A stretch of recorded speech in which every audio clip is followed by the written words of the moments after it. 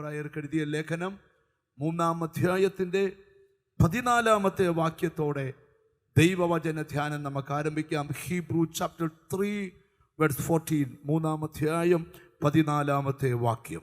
ആദ്യ വിശ്വാസം അവസാനത്തോളം മുറുകെ പിടിച്ചുകൊണ്ടാൽ നാം ക്രിസ്തുവിൽ പങ്കാളികളായി തീർന്നിരിക്കുന്നുവല്ലോ. എബ്രായ ലേഖനകർത്താവ് എബ്രായ സഭയിലെ വിശ്വാസികളെ എഴുതി ഉറപ്പിക്കുന്നൊരു തിരുവചനമാണ് നമ്മൾ ധ്യാനിക്കുവാൻ പോകുന്നത്. സ്തോത്രം. അവിടെ എഴുതിയിരിക്കുകയാണ്, ആദ്യ വിശ്വാസം അവസാനത്തോളം മുറുകെ പിടിച്ചാൽ നിങ്ങൾ ക്രിസ്തുവിൽ പങ്കാളികളായിത്തീരും. മുകളിലുള്ള 2 വാക്യങ്ങൾ വായിക്കാൻ സമയമെടുക്കുന്നില്ല. അവിടെ എബ്രായ ലേഖനകർത്താവ് വിവരിക്കുകയാണ്, ഒരു കാരണവശാലും നിങ്ങളിൽ അവിശ്വാസമുണ്ടാകാൻ പാടില്ല. ഒരു കാരണവശാലും നിങ്ങളിൽ കഠിന ഹൃദയം ഉണ്ടാകാൻ പാടില്ല. എന്നിട്ട് പൗലോസ് ഇവിടെ എബ്രായ ലേഖനകർത്താവ് വിവരിക്കുകയാണ്, നമ്മളിൽ എന്തുണ്ടാകണം? വിശ്വാസം ഉണ്ടാകണം. എന്തുണ്ടാകണം? സ്തോത്രം.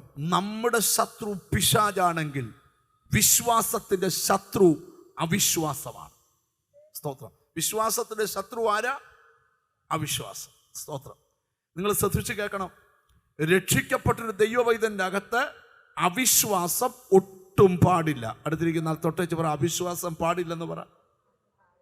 സ്തോത്രം. ഇച്ചിരെങ്കിലും അവിശ്വാസം സ്തോത്രം ഉണ്ടാകാൻ പാടില്ല. നമ്മുടെ ഹൃദയം വിശ്വാസം കൊണ്ട് നിറയണം. നമ്മുടെ ഹൃദയം എങ്ങനെ നിറയണം? വിശ്വാസം കൊണ്ട് നിറയണം. എന്തു പറഞ്ഞാലും ഹല്ലേലൂയ ആമീൻ, വിശ്വാസം ആമീൻ എന്ന് പറയണം. ഹല്ലേലൂയ. ഒരിക്കലും ഒരു ദൈവദാസന്റെ ഭാര്യയെ ഒരു കണ്ണിന് കുറച്ച് മങ്ങലുണ്ടായിട്ട് ഹോസ്പിറ്റലിൽ കൊണ്ടുപോയി.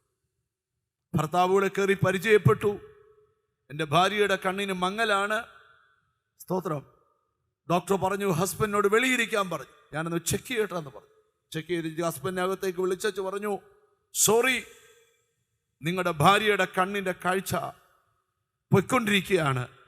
3 മാസത്തിനകം ആ കണ്ണൊട്ടും കാണാതെ ആകാൻ പോവുക. സ്തോത്രം. ഉടനെ ദൈവദാസൻ അവിടെ നിന്ന് പറഞ്ഞു, ദൈവത്തിന് സ്തോത്രം.